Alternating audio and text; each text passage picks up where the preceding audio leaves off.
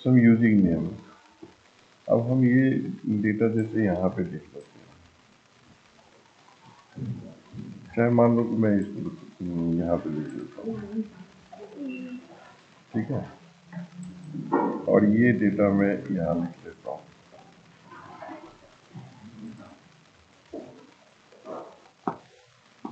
अब देखो कि ये जो है ना, ये रेंज, इस रेंज का नाम मैं डाल देता हूँ,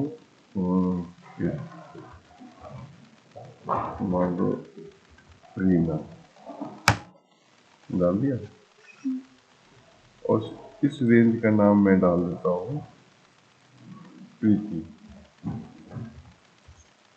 दो डाल दी। अब यहाँ पे डालू मैं equal to some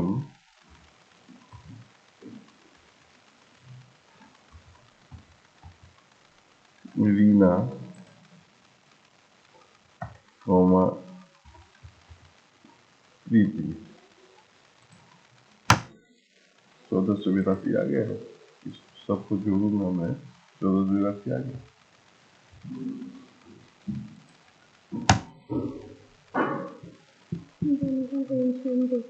range name दे दिया, वो कैलकुलेट कर लिया अपने आप।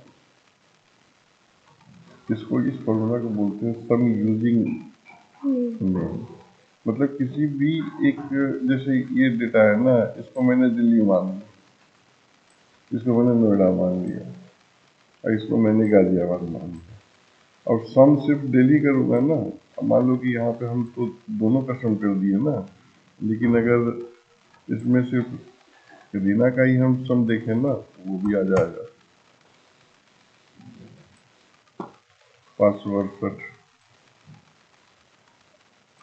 रीना कौन है? ये है रीना, 568। सिंपल सा फॉर्मूला है। ये छोटी छोटी फॉर्मूला जो है ना, कभी